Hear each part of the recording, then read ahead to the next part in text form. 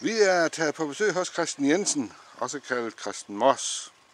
Han bor i Irisvej 15. Christian, der er 94 år, har lovet at fortælle os om sit liv, sine oplevelser og sin udvikling og udviklingen i verden og på området her i tidens løb, samt hans viser os hans store samling af gamle landbrugsredskaber og endnu ældre stenredskaber. Så vi vil om lidt gå indenfor og besøge Christian.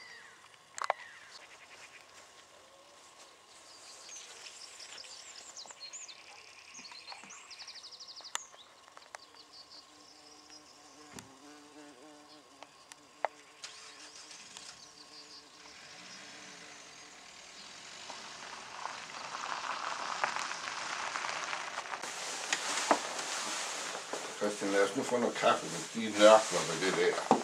Ja, det kan vi da også. Ja.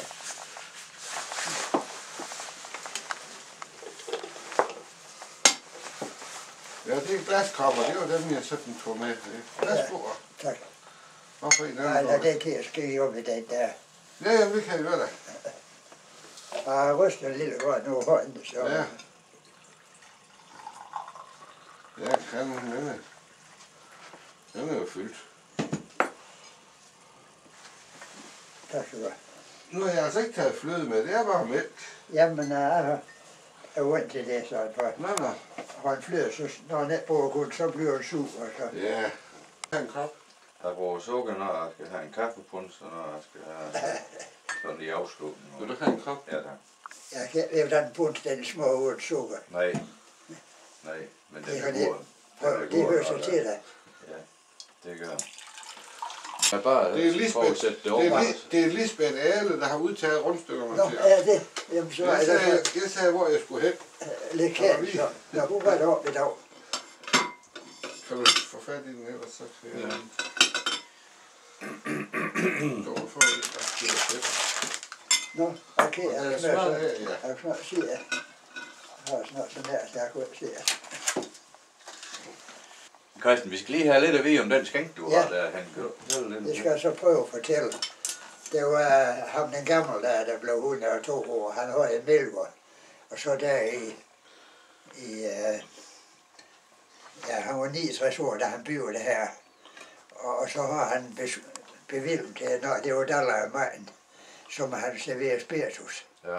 Og dollarmanden, det var i 2 dage, der det kom, og så ligesom, når de kom der over før til Mælkerup op fra Spjald og Ørnhøj, så kunne de have fået en kaffebrunds, og øl det tænkte af, og så gængs den gang. Men, det var hjemmebrød, jo. og så skulle gamle kone ind, hans kone, hun fortalte så til at de skal have en hel masse grønt for høstet over til kreaturer, for de kom med køer og kalver og heste og sådan. Og så havde så de derude i lejre, så var de uhvile, når de kom til Dallermand der over morgen. Både træer og høvde. Jamen, altså, det er jo så, at de kom til Dallermand, men det kunne jo være mandefolk og mandehøvde, der var snakke om. Ja, men det... Jeg lå, hvor jeg stod, der kunne jeg lige mange træer ude. Ja. Og Dallermand, det var gerne i uge der sidste august, det var alt en torsdag. Ja. Og så der kunne kreaturen nok gå ud. Ja. Så. Ja, der skulle da være noget finde til dem jo. Men så var der, så han havde det her bevilget med, så skænkte han her også. Og han fik så den der skænklavet. Ja. Men konen, hun så lidt i muret, og så var jeg gerne have bestillet i dag. Ja. Så blev jeg kun kaffe på det. Og den er tom? Ja, det er brindet op. Ej, du tænkte, det er sådan længe siden jeg øvetog. Ja. Rent hvad jeg kunne have sagen så længe. Nej. Ja. Jamen, så må vi have noget i der. Ja. Så må vi have noget brændvin der i. Men jeg har også, jeg mener, der er en flaske derude der. Ja, det er det. Ja. Den du kom med. Nej. Ja, den drar den endnu. Nej, jeg har den står i køleskab. Hvad er du der for en Det var da det, der kom med, det var over sygehus. Jo, men der er en nø i dag. Er det det? Ja. Skal vi have en punch? Det bestemmer du.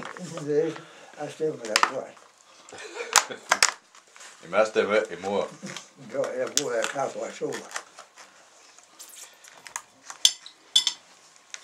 Må jeg lukke op på det her? Ja, det var en af meningen der. Men det kan jeg ikke engang, fordi jeg har en sølvfinger til det der. Jamen, de kan også samtidig sidde forfærdeligt hårdt. Ja, men jeg kan ikke se, det er jo kommet. Hvor er den der gaffel til den? Gaffel? Der er kniv. Nej.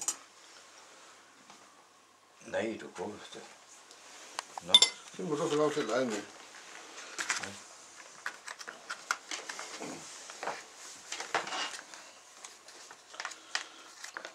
Kan du lige lade hjem på det? Jo, det lover jeg da lige, jeg kan. Snakker de om cigaretter der, så de er lavet af finskål tobak, så Ja. skal jeg vel til at give dem mere for os. Ja. Nej, det bliver ikke så meget mere. Jeg tror ikke, det. Ej, det betyder heller, som at man er 50 kroner, det er lige godt mødt for en par Jamen, cigaretter. det kommer slet ikke op i. Tror du ikke, det Nej, kommer? nej. Så bliver der for meget smugleri og grænsehandel. Ja, det er jo det, folk har snart, og de kan, i dag må de jo snart have mødt med jo. Ja. Det må de da. Og en gang, der må den, der var en begrænset vej. Ja. Nej, det er så store mængder. Så kan de have taget hjem i lastbil. Og nu er det næsten ikke engang aktuelt, fordi det koster jo næsten det samme. Hvad? Der ting er jo også særlig Der er ikke stor forskel, men det kommer op i 50 kroner. Ja, Så er forskel. jamen, så det gør vi heller. Nej. Øl der, det ved vi om samme pris, der er nede i Tyskland. Jamen, de er jo ved at være nede i samme pris herhjemme næsten, når de er jo til. Jo, ja, det er det jo, der man... Og det er vin jo også. Ja, for en gang, der er helt folk i øl dernede. Ja, Sådan. jamen, det gør de jo stadigvæk. Ja. Men Men de kan ikke betale at rejse der. Jo, vi er jo nede en gang, der var en, han kom, der kører med 7 kasser øl der. Så. Ja. Jamen, Christen, vi er jo så kommet og besøg ved dig i dag. Jamen, det er jo velkommen. Og nu er vi siddet for en kop kaffe. Ja. Og det har jo ret så hyggeligt. Og vi har snart for mange ting snart, imens vi fik kaffe. Mm. Men jeg tøvs lige godt, at vi skal omkring, fordi der er mange spændende ting, du kan berette om. Og jeg har da tændt over sådan, de levnedsbeskrivelse. Nu skal du sådan, den skal du sådan lige trævle op, men du må ikke huske møg, når du kan huske så langt tilbage, du var 94, så bliver du snart 95. Ja. Og sikkert er du blevet møg fortålet også, fra før, Ja. du kan huske. Ja. Og jeg kunne godt forestille mig, at der måske, når du husker det bare, kunne godt være lidt sådan med overtro og spørge ikke. Har du nogle ting, du kan huske omkring, at der var sådan noget? Ja, det er klart, de var mere overtroisk dengang, som det er i dag. Ja. Jeg kan huske, at nede i Akær dernede, der gik noget løs med den. Og det min mor, hun troede derovre, for vi stod der tit og kiggede ud over en vindue der var sådan en løs, der bevæger, eller en lys, der bevæger sig sådan. Ja. Skruer op imod hjemmarksen og så tilbage igen. Og så, men nu siger jeg ærligt, at der var det jo det ved at, men jeg kan huske, at jeg var ved at tro den nede i Mærkelgav en gang, som dreng. Jo. Jeg stod og råd, var det over en isflår, der lå den på frossen ål, eller død ål. Nå. Og så plumper jeg i, jeg var vist 9-10 år, men jeg kom derop igen. Det Men kunne jeg der var- snart. Min mor, hun sagde, at det var nok løb med det her gå Der. der med det her. Og det var dem grav, der ligger der var ved mig. Ja, okay. Ja. Ja, fordi der er der drogen, det er med at hernede. Ja, det var så herovre lige hernede, ude for Melwood. Det var sådan en mælgrav, som vi aldrig bad. Når vi bad, det var hernede. Og der var sådan en grav, det kunne gå til at bryste vores børn. Og så var vi snart en 12-14 stykker, der bad, der grav helt fuldt der. Og af børn og drenge og piger, de kom hjem. Og der var det ene, der var badedrag til. Men så var der herovre i Mello, som du nævnte der var en, der troede, det var en søn af Christine og Mon Jespersen. Han var 13 år, der ham og så en Mello-dreng, Peter Reine, som nu er væk der. De var en mand af Søndeshus flået ud til Vesterhav, sammen med Heinz Madsen ude i Hæstrup. Og der er de bare i hav, og hav, den bærer godt op. Og så skulle de prøve, det var en søndag aften der, så rendte de her ned til at grave. Og det bare der, og de var jo ude for set en grav, der måske var en 3-4 meter dyb vand. så nede hvor han Thomas, de så han gled lige ud, da han så lige og kom med op igen. Ja. Og så inden de fik hjem, og der kom nogen ned og prøve at lære ham der, og fik både der folk der, så da folk fik ham op, der var han så død der. Det gjorde lige godt nok, at folk de blev lidt mere forsigtige med de mænd. Ja, det, jeg tror ikke, der var nogen, der har bare den grav siden da. Ved hvad du har nævnt, Jen, du kan huske, der før i 1819. Passer det for mig? Ja, i 19. Ja. Ja, det var jo aftidsmand. Ja, det vil sige, han bor her, men han skulle have af til over fra Melvo. Han var Melvo før han flyttede herover og byggede herovre. Det var så i år 80, han byggede. Ja. Da han nu var 69 år eller sådan. Og der var jeg, da han døde, der var jeg så knap 7 år, så gik jeg der derinde ved ham hver dag. Den sidste år, der lå han så i seng. Men han kunne hos Lønteborg, når han var født i 19. Ja. Men der var et eller andet med noget overtro, da han var død, som du som 7-årig spekulerede over, hvad det var. Dengang han døde, der var jeg også derinde, der kom så et par gamle koner med et horn og en mælskøj ved dem. Og de skulle så køre ham i stand der, sådan. Og der så til, de boede hans store tag sammen med Uldgården. Så det var et andet slags overtro. Ja. For det her der hørte de så, det var for at han skulle gå hjem der.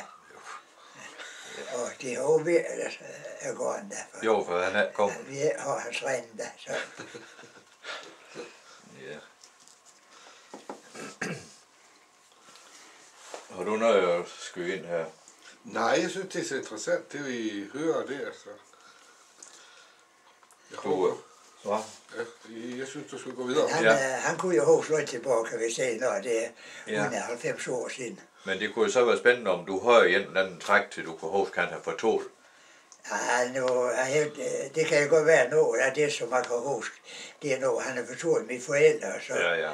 For det, når han er 6-7 år, så er begrænset, hvor der bundfæster sig heroppe. Sådan. Ja. Nu har du jo nævnt før, fordi du har skrevet en mand af små stilhæfter fuld til Nationalmuseet, og det tror jeg er fantastisk, du har fået det gjort. Og det er ved at løse det, og det er spændende. Men I må jo have, fordi som du også skriver, at det var en lille ejendom her, og I skulle selvfølgelig hjælpe hjemme, og I skulle til at ud og tjene. Så du har jo været ret til at ud og tjene, sikkert. Nej, det kom egentlig ikke, der sådan, det var godt lidt af mod, der sådan, der mod med for han fortalte til ham og så hans bror, de var 6 og 7 år, der de boede så i Fisper, de kom til Bøjers og tjente som jorddrenge. Ja, den lille år 6 år, det var mest når Gersan skulle. 6 år? Ja. Nu jo ved det er for, han graver mere dernede, for den ene og går. Ja. Og så, da de snart lige begyndte, der min bedstemor, hun kom så med det her stue, og kom der ved aftid og skulle have en lille skrønmærl med hjem. Ja. Så kunne jeg snakke med drengene. Sådan. Ja. Men jeg tænker nok, de er længes lidt der. Ja, det. Ja. Jeg kan jeg vende. Nej, jeg var 12 år inden jeg kom ud og tjente det op, og der var Lundkro, den er nu. Nå. Ved det her, Anders Knudsen og Trine. Jo. Du kender der Valmer Vest. Ja. Han var kold der dengang. Ja. Jamen, det var der Jens Thomsens ejendom, så det. Ja, der kom. Det blev det jo. Der om november der dengang, der de gamle der over sommer, der byggede de sådan en lille halvtag ud fra at stå, så lige en stå. Jo. Og så om november, der kom Jens Thomsen så hjem. Jo. Han er solgt til Christian Larsen. Og så. Ja, det er jo så lidt af ens historie, men dem, der hører det her en dag, de kan bare forbindet med, at det er Jens Thomsen også. Ja, det mener Anders Knudsen og Trine, dem er det ingen, der kan huske. Nej. Sådan. Men der blev jeg tvunget sin lort til søndagskole også. Ja, det er du da, den skår, har du? Hvad? Har du den skåret det? Jeg ved det. Der overlever det i hvert fald. Men det blev også en kurs. Jo. Nu var jeg ude til at have hjemmefra og gå i søndagsskole. Nej. Men der, så kan jeg huske, at jeg fik fri. Og det var det, jeg var vandret derhen over sommer, så blev det så mere kold og sådan. Ja. Så fik jeg så med fri der over søndag på med, men så skulle jeg til søndagsskole først. Nå. Og det var, når de blev holdt op i Astrup for samtshus, så var jeg en slusen net med. Nå. Så rendte jeg ud til alle helle hjem og fiskede ned. Så snød du? Så snød jeg glemt at komme ud med for samtshus. Ja. Men det var sådan, hvor knæ var lov dengang, og sådan ja, det var lov i dag. Ja, det er mødt forskel det. Nej. Men det blev det lagt af for i dag. Så. Ja. Hvis søndagsskole var det Luthers mission eller Indre Mission? Nej, det var stærk Indre Mission. Ja. Dem gamle Anders Knudsen og Trine, de er jo nok blevet væk, tror jeg. Og du, som vi ser, der er første generation inden for mission, der ved de alt mere. Ja, Hvornår begyndte den vækkelse her i? Ja, nu fulgte jeg ikke med det, så det kan jeg se. Så man jeg tror, det var der omkring århundredeskiftet. ja. Det var i hvert fald før du var født, jo da. Ja. Men altså, man kan sige, at der er fuld virkning af, at folk de... Ja, det er klart. Den generation, som blev påvirket, og ja. de giver stærk ind for det. Ja. Jo, jeg ved, jeg tror, det var en herude i Æst, hvor her han, det var hjemme hans far, der. Nå. Ja, det er jo lige mødt, der, ja. Men han var vist den første her sol, der blev væk der, og han gik helt til skjern, og for der var der en pastor mor dernede, han var vist. Han må de da lidt rej for, hvor de er. Han var skabt der, men han var vist ikke så slemt som hans fætter, ham der var oppe i Harboøre. Nej. Ham, de kaldte svogt prædikant. Jeg har løst en sted, jeg ved, hvor det er, at de vil gerne holde møde i skole ude i Astrup. Det er missionsmøde. Ja, der var... Men er det her, fordi det var der meget spøgt over vold? En Jebsen derude, der han var mødt i mordet. Han var med sådan med det, vi kalder høregrud ved andre. Jo. Ja. Ja, for de spøgte jo over vold, jo, det skulle de jo dengang. Det var fordi, der var jo også meget spøgten over vold. Ja, men det var ja, med de her skråene også, og så... Ja. Og det var så godt i skole. Nej, jeg tror, det var da vi set det. Ja, det var der skrevet om i hvert fald, altså, der var for meget spøgten over vold. Nå. Men det er nu lige meget. Ja, de skulle have noget der. Men du kom ud og tjene som 12-årig, men jeg har jo hørt, at du har fortalt, at du har overarbejdet i Sverige. Ja, det var så siden der. Ja, det var jo nok ikke som 12-årig. Nej. Men dengang var det der grov lidt almindeligt til folk, de tog så langt. Nej, det var i hvert fald besværligt, for det var der af krigsår, så de havde mange arbejdsløse deroppe. Jo. Så vi var to en kammerater til heroppe, og jeg tror, vi begyndte at søge der i år, og så jeg fik jeg tilladelse inden lige til jul. Nå. Og der skulle jeg både arbejds- og opholdstilladelse, og der skulle fri straffeattester, og ædruelighedsattester. Ja, men den bestod jeg over da. Ja, hvem kunne du få det at skrive under over den? Jeg så på hjertet nede. Nå. Nej, det kom tilbage, da så går han stedshjerne med kammerat, så rejste vi ned og snakkede med svenske vicekonsul i Esbjerg. Jo. Så kunne han fortælle os, hvad vi skulle skrive, hvor vi og så kom man, ja. Okay. Jo, hvornår sagde du, det var over? Ja, vi begyndte i 36, så jeg rejste så hjemmefra, og der var Helter Kongdag. Jo. Og der har jeg bestemt med ham, hans steds til, han skulle være her en barnegård, vi skulle følge sig. Men han var det så ikke, så han kom hjem til hende. Så det var der egentlig i 30'erne, hvor til der var krisetid. Ja. Men hvor længe var det op? Du kom der hjem og arbejdede i Brunkold, jo? Jamen, jeg blev arresteret hjem i november. Okay. Eller sådan. Hvordan oplevede I 30'er-krise, sådan I er hjemme rundt omkring? Her hjemme? Ja, og sådan almindeligt her. Ja, som barn, der var mere sådan oplevet med, at de snakker om det. Sådan, for vi mærker ikke sådan til med at få ude land der har vi snart mere større før, så. Men jeg ved sådan, for eksempel sådan nogle gris der var nogen, der kørte tørgris og gav 40 kroner. Ja. Og så da de skulle af med dem, så fik de 36. Ja. Det behøver ikke at gå i skole længe for at regne ud. Nej, det kunne det regne ud til, det kunne ikke blive ved at gå. Nej. Men Hessen, for nu snakker vi jo meget om krise i dag, som egentlig starter måske i Amerika, og så næsten verden som spændende. Hvor er dog det dengang? Jeg tror, det er nær noget, der gentager sig, for det jeg kan da huske, de snakker om til banker i USA, de gik ned til den anden. Jo. Og så smed jeg herover til Europa, og så England, det var jo vores store kunde dengang. Ja, med at købe Og Tyskland, de kunne jo tage pølskur, som kører som vi kaldte med sø og ørne og sådan noget. De lå og de passede som sjældent spare. Ja. Og Danmark, der var en stor eksportland her, så de gik alt med det herhjemme.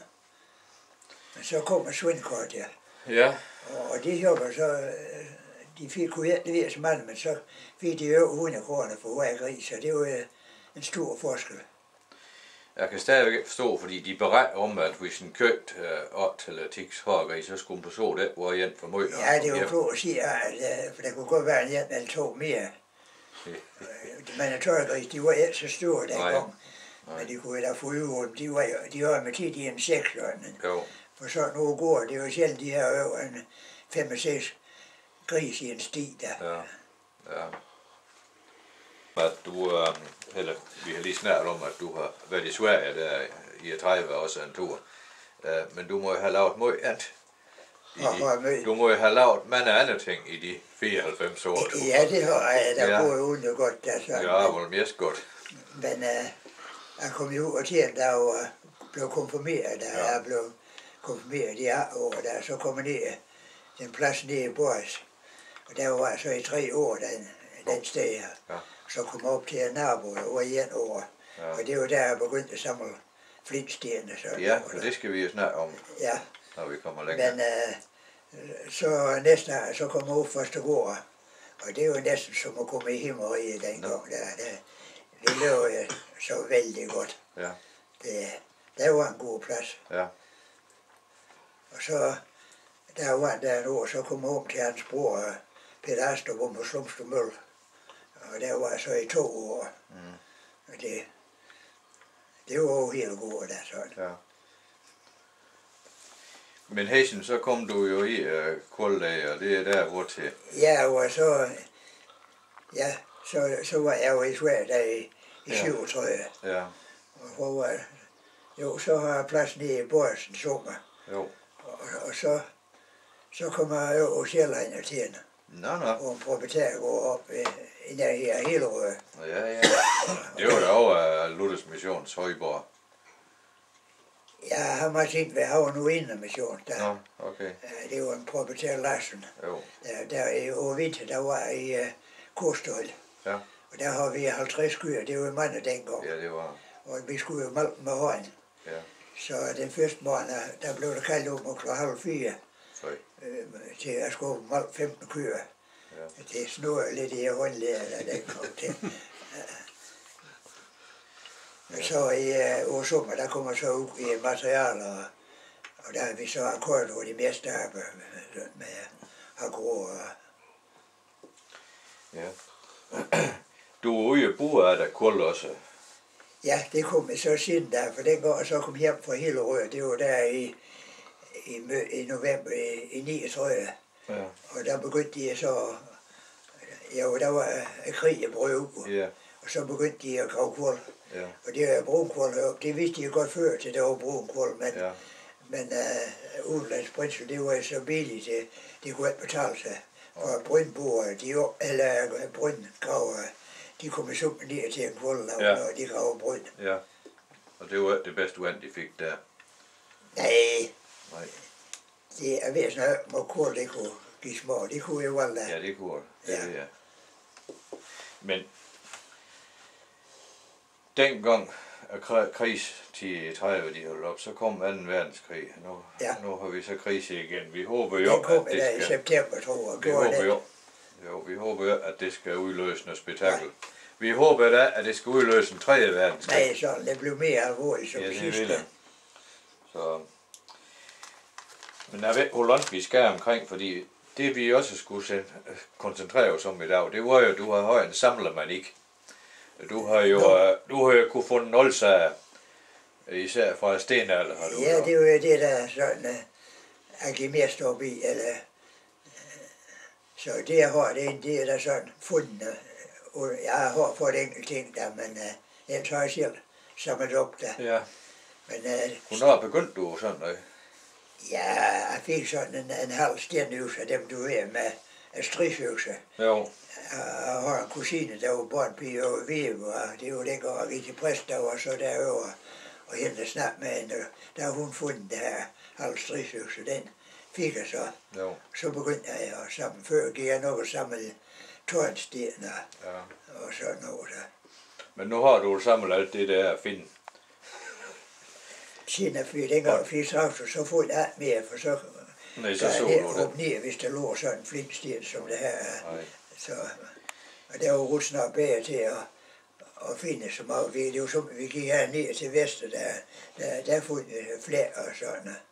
Men kan du ud fra det, du må næsten have kunne få nok af, hvor der var bopladser henne, og hvor til det var. Ja, det har jeg sådan Det er du jeg registreret, skruet op der var sådan, som dræn der var det sådan en lille forhøjning og sådan to stykker muldlav.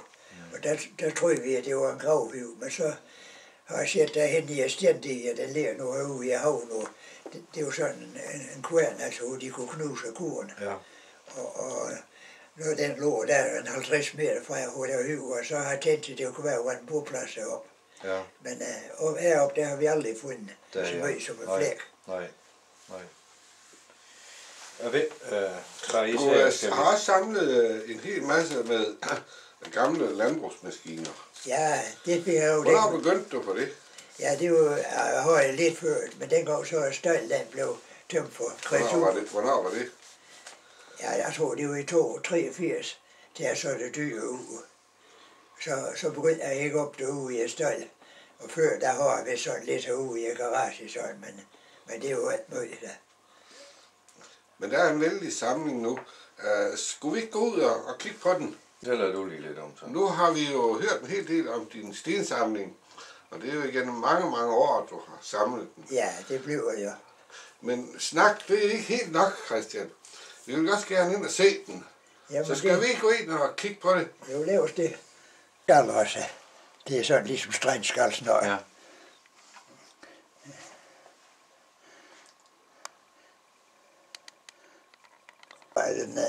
En blæsbrud.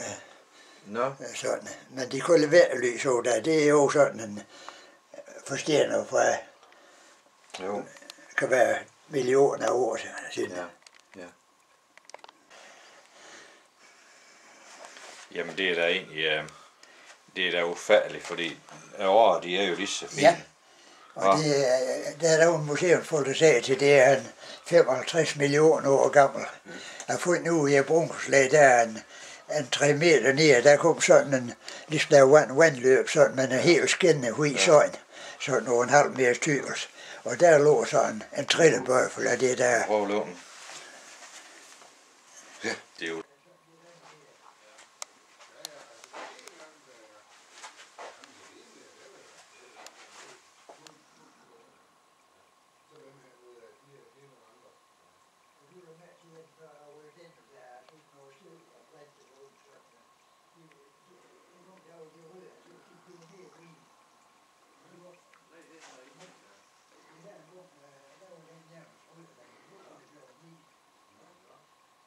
det kan jeg vist.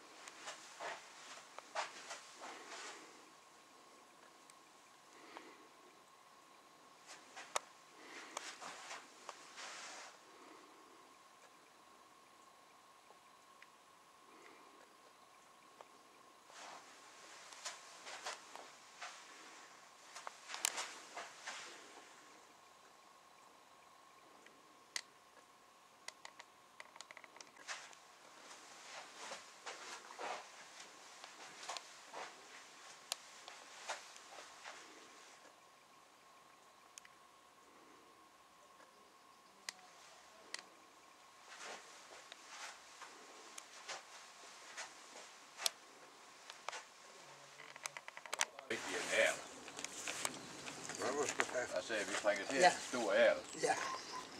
Ja, det er nok tænkeligt. Jeg ved ikke, hvad det er. Vil du ikke være en ærl der? Nej. Nej, det er en ordentlig by. Ja. Nå. Kan med torden?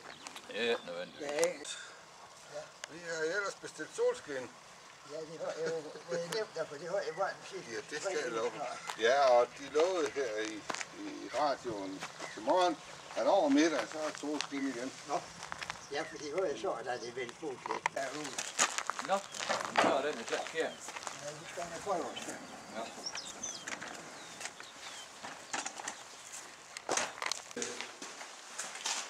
Nå. Jamen, Det er ikke noget hver enkelt ting. Hvad? Det er ikke noget hver enkelt ting. Nej, men der tænker vi over om... Det er jo slået om. Ja,